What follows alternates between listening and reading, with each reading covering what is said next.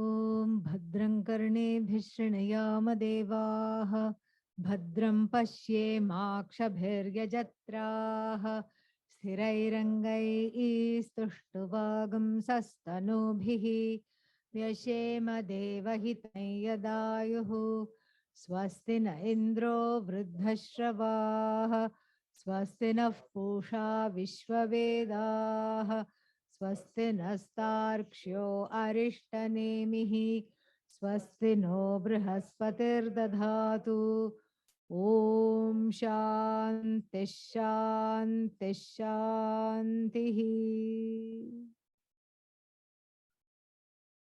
त्वम् अवस्थात्रयातीतः. O Ganapati, you are not the one confined to the three states of being, universal experiences in the form of sleeping, waking, dreaming, however you want to put it. And when I say this to Ganapati, what am I saying? I am not subject to this. But then it's not so simple, because if you say, I am not the sleeper, you cannot say, the neighbor slept and I woke up. And you cannot say, I am not the dreamer. I don't know. It's not like there is a lost and found box of dreams. Whose dream is it? No, you can't, it's a little bit more involved. Who is the sleeper? Sleeper is me. Dreamer is me. Waker is me. But I am free of all three of them, all three states. This is all just Vedanta. It's a one-way street. Sleeper is me, because everything is me. Or you can take it this way. Sleeper is nothing but Ganesha, Ganapati. Dreamer, Ganapati. Waker, Ganapati. Ganapati is not any one of them. Because in order to be everything, you cannot be any one thing. That is how we have to see that. And so therefore, sleeper is I, waker is I. Waker is not outside of the I. Sleeper is included in the I. Dreamer is also not outside of the I. But these experiences are not just any one experience, does not define me. Sleeper I am, I'm not the sleeper. Dreamer I am, I'm not the dreamer. That's not the sum total of my existence, any of these things. This is what one has to understand. So I mentioned yesterday in closing, towards the end, that it is easy to not take the sleep state and the dream state very seriously. You can say, oh, that was a dream, that's not the reality. And then you can say that was sleep. But the waking state one takes to be real. This is the problem. Because in the waking state, one one finds oneself equipped with two new identities. I am the doer, I'm the agent of action. And why do I act? So that I can enjoy the results of action. You cook in order to eat. You walk in order to be fit. So there's always that cause-effect connection. And so like this, the sleep, the waking state becomes a very big trap. And so the waking state also has to be falsified by understanding my identity as that which visits, that entity, that conscious entity that visits the waking state, that visits the dream state, and that visits the sleep state. I'm a visitor. Just like all of you here have come, you're a visitor. You're visiting the ashram. And that is what you tell if somebody asks you, do you stay here? No, I'm just visiting from United States. or some place in the United States, New York, something like that. This is what you say. But suppose, somebody had three houses in three different places. They had a house here because there is beach. They had a house somewhere else because they like the mountains and the snow. Where will we send them for mountains and snow? Colorado. Okay. So they went to Aspen, Colorado. They have a nice place there. And they also like the desert. Where shall we send them? Why all in America? We'll send them to Rajasthan. We'll send them to Jaipur, Rajasthan. Very nice. They like some dry, cold climate. So let's say they have built houses there because they are well endowed, well equipped with finances, and they're able to do this. Or they have bought into a timeshare in these places. So they go to Colorado, and then people say, "When did you move here?" No, no, no, I didn't move here. I'm from some place. I originally belong to some place which neither has mountains, nor has nor has water, nor has a cold, dry climate. Some place. I belong to that kind of a situation. And so therefore, I'm just visiting. I'm not from here. Then they come to Bahamas, and again people say, "Oh, when did you come here? Live here all the time." No, no, no, I'm not from here. I'm just visiting. I'm visiting the ashram, I'm visiting the Bahamas, I'm visiting for 10 days, 1 week, 1 month, visiting. Then they go to India, Rajasthan, and they go to Jaipur, and people say, "Oh, are you from here? Are you staying here?" No, no, no, I'm just visiting. I'm from so and so. So these three states, the sleep state, the waking state, and the dream state, are all timeshares. You just go stay there for some time, and then when the time is up, you don't decide when the time is up. Bhagavan decides when the time is up, and then you get up. Hopefully, from sleep, you get up. Hopefully, before the end of the Vedanta class, you wake up. So, like this, everything is like a timeshare. You go visit, you enjoy whatever that particular state has to offer. The dream state is very languid and some nice parallel story is going on, wonderful, very nice. I want this to continue, you think, but then Bhagavan has other ideas and wakes you up. Prarabdha puts you to sleep, and again karma wakes you up. This is how it is. So then the dream state cancelled. Now I find myself visiting the waking state. Waking state is also a place you visit. It's the timeshare. It's not your home. Ayo, then what is my home? Om is your home. Om means that the awareness, that consciousness, that Satchidananda, that conscious entity which visits these states one by one in alternative succession on a daily basis and enjoys what each of these states have to offer without becoming any one of them. This is what is the idea. This is how to, because when one is completely established in one's own identity as Satchidananda, and then one goes visiting to various quote unquote timeshares of sleep, dreaming, waking, then one is not phased by the trials of each and every state. One doesn't get agitated because one's sleep is disturbed. One doesn't get agitated because of a bad dream. One does not get agitated because in the waking state somebody said something or something happened. Because I know I'm just visiting this. And this goes with the territory. Like going to a place like Colorado, you cannot complain there is snow. That that's what it is. So here also waking state is full of challenges. You cannot complain. That's how it is. This is how it is. Those Those things difficult appear as challenges or difficulties because I don't know myself.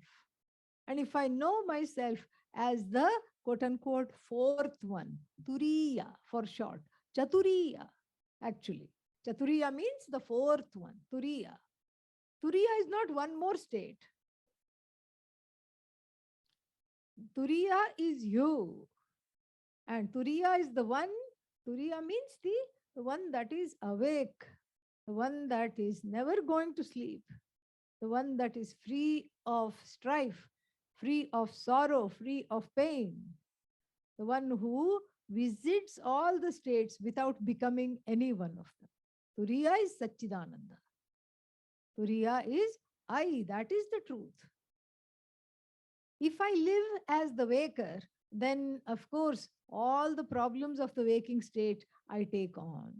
But if I live as Turiya, then the waking state just becomes a place to visit and the challenges become something to witness and overcome in that particular state.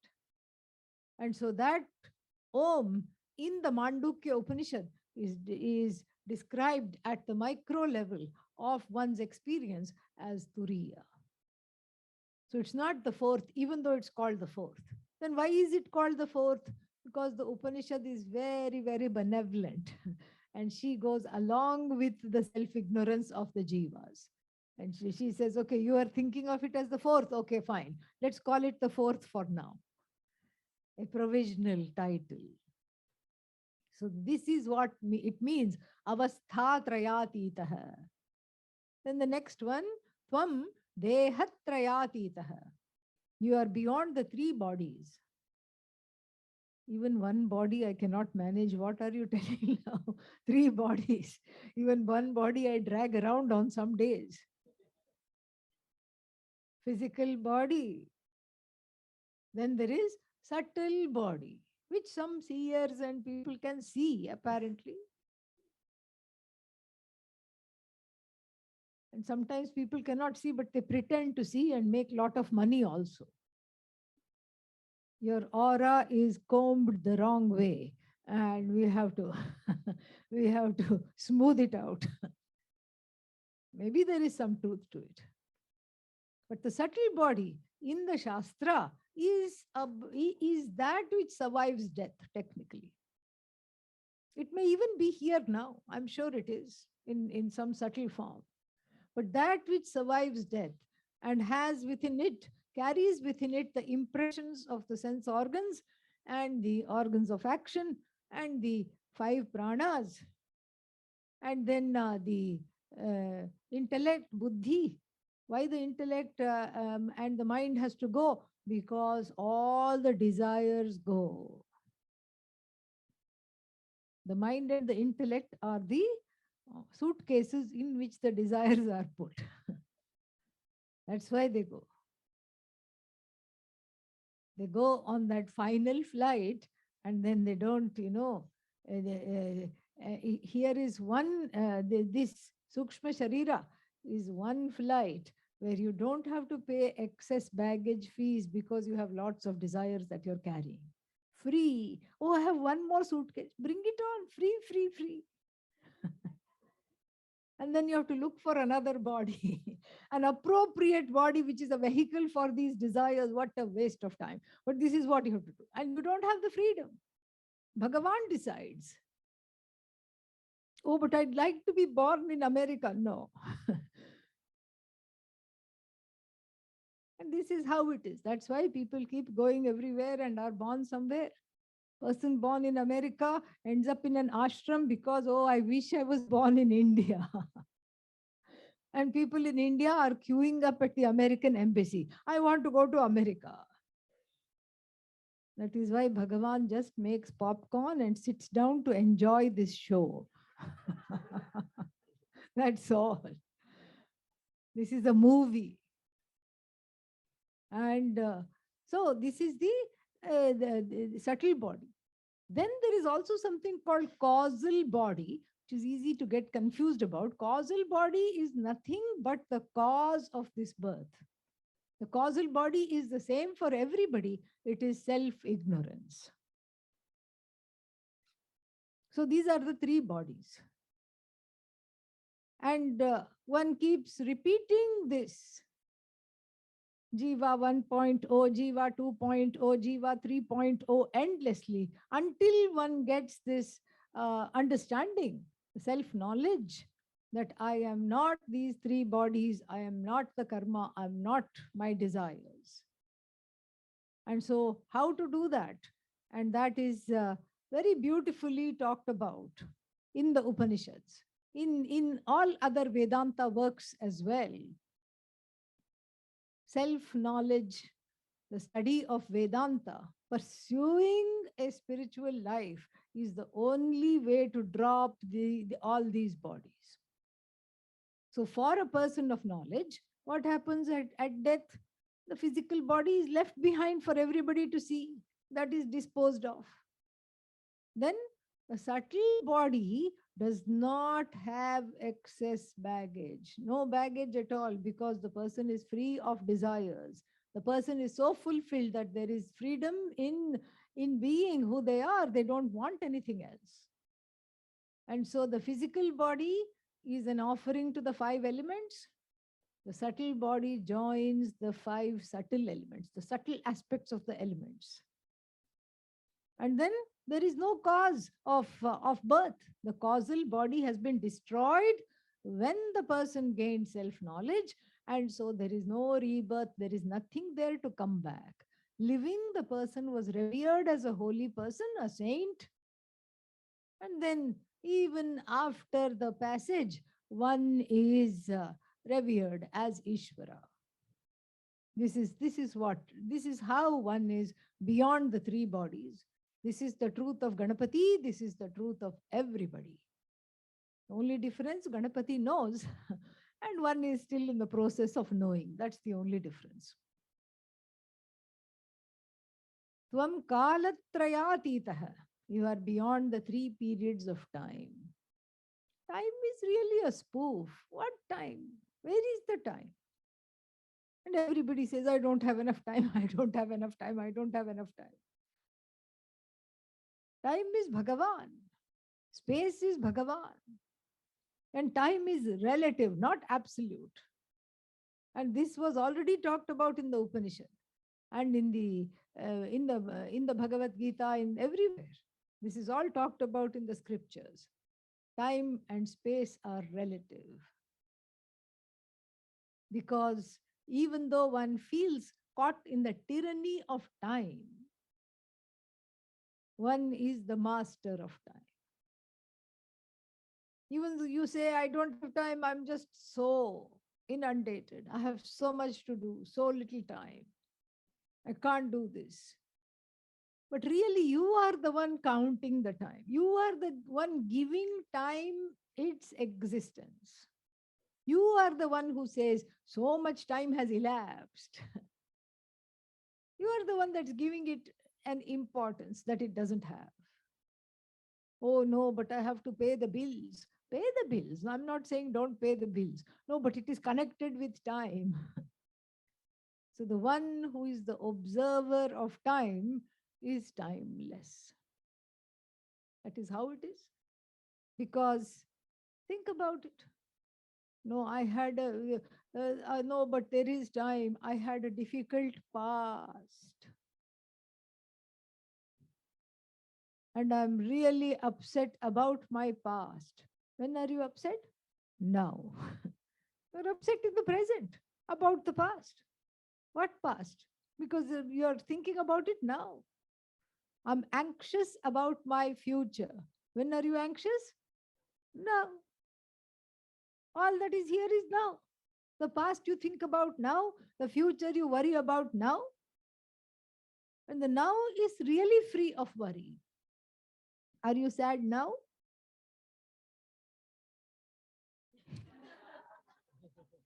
I'll ask again. Are you sad now? Abba. Okay. Are you sad now? How about now? Even if somebody were to say yes, I would say that moment has gone by the time you said yes.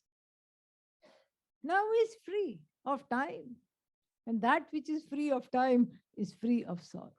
Present. All that matters is the present. Now, now, now. And that now is cannot be measured. It is beyond measure. And this is that now is Satchidananda, that now is Bhagavan, that now here is being invoked as Ganapati.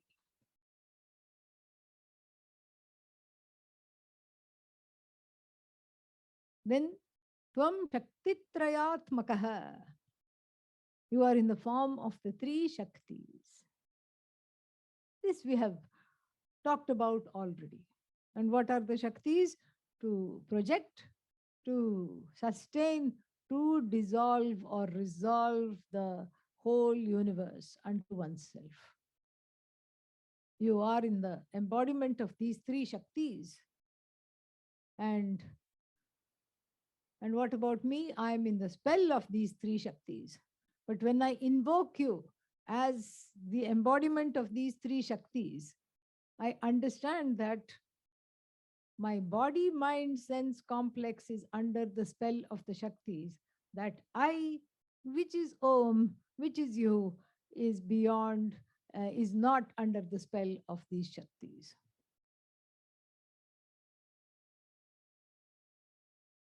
And then there is, and then if we ask, where is this wonderful Ganesha? It says, Tvam Mooladhara Sthitosi Nityam. You are always to be found in the energy center, in the power center, the chakra called Mooladhara, which is located as at the base of the spine. Mind you, this is just for upasana purposes, for the sake of meditation, for the sake of steadying the mind, and for the sake of overcoming the alienation from Bhagavan. Where are you? How come you have left me all alone? What am I going to do? Oh, okay, you are at the base of the spine. There is already a little bit of a consolation happening. So there is a beautiful yantra for the Mooladhara chakra. It's in the form of a lotus with 4 petals. And the mantra, which we are going to understand what the mantra is a little later, that is inscribed. Gam, Lam. And these are the mantras. And then the presiding deity is Ganapati. There is a particular color, there is a particular way it looks, everything. And then when you look at it and you visualize that this is just for the purposes of visualization. Don't go home and tell people that I studied about Ganapati Upanishad and I have found that Ganapati is located at the base of my spine. That is not what the takeaway from this. And even if you want to say that, don't say you studied at this ashram. Okay, yeah.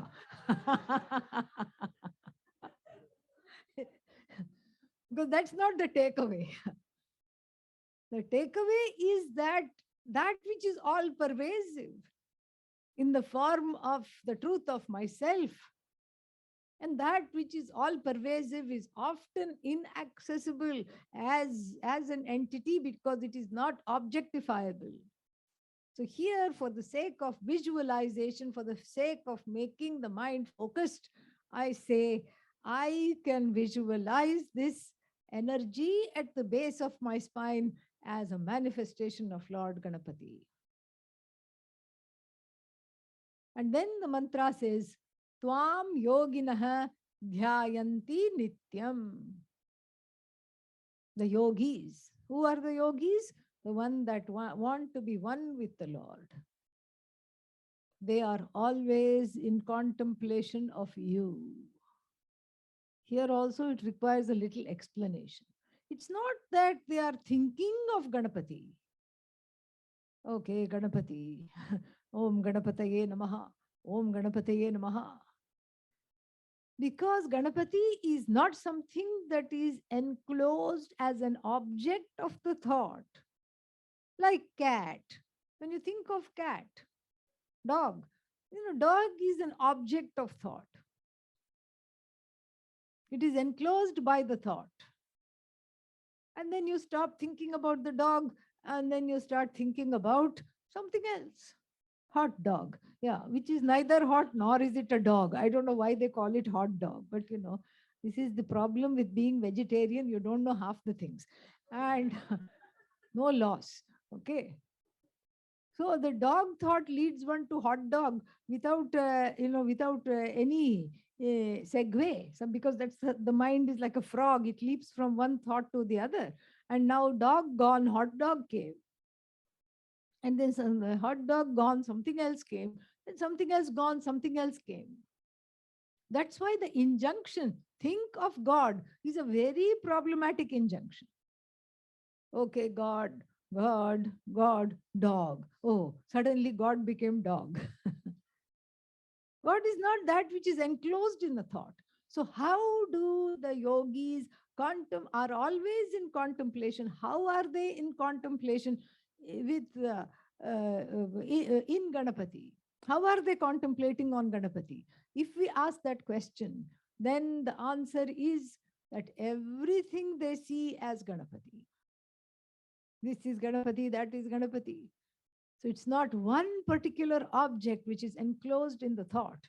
Everything is Ganapati. What you see is Ganapati. Wherever the eyes go, it is Ganapati. It is just like that ancient adage. And this is understood in two steps. There is an ancient saying, two-step understanding. First one, you see everything as a manifestation of Bhagavan. And then that goes, yatra yatra mano yati, tatra tatra tavapada pankajam. O Lord, wherever my mind strays, whatever it lights upon is nothing but your lotus feet. Here, this is again for the sake of prayer, centering the mind, upasana, and for cultivating sarvatma bhava, that everything is Ishvara. For being able to Ishvarize the universe, this is a very nice mantra to have. Yatra yatra mano yati, wherever the mind goes, tatra tatra, there tavapada pankajam, there are your lotus feet. This is a very nice way to Ishvarize the universe. Then the second stage of this, after this quote unquote Ishvarification is done, then the mantra changes. It says, Yatra yatra mano yati, tatra tatra samadhayah.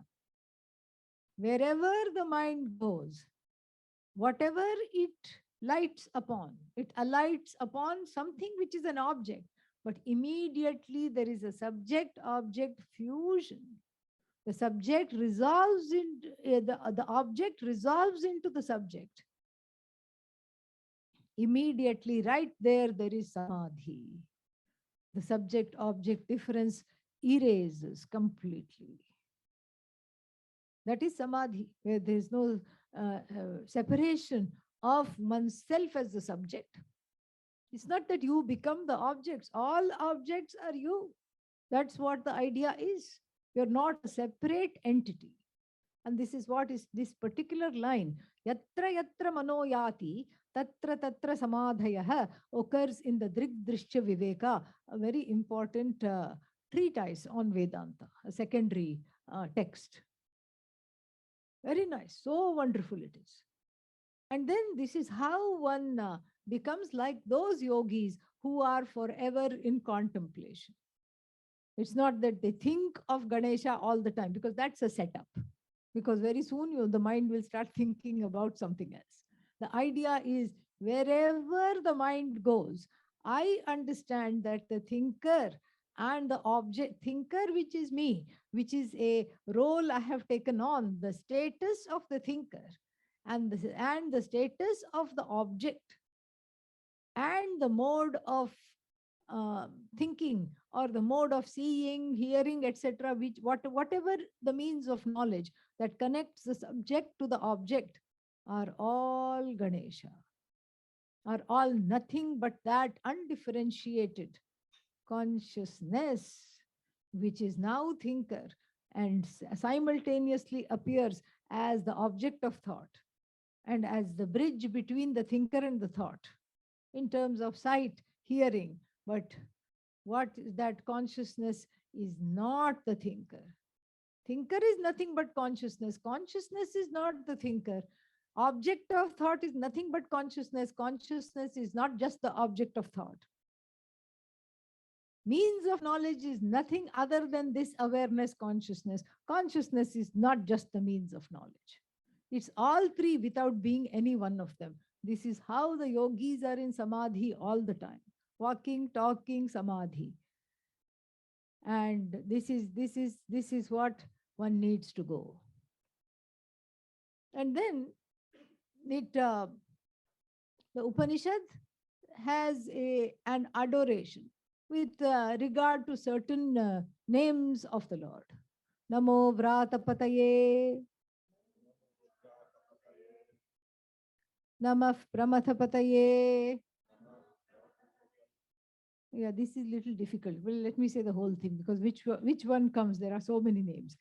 Namo Vratapataye, Namah Pramathapataye, Namaste Astulambodharaya, Ekadantaya, Vignavinashine, Shivasutaya, Shri Varadamurtaye, Namo Namaha. Vratapataye. Vrata means group.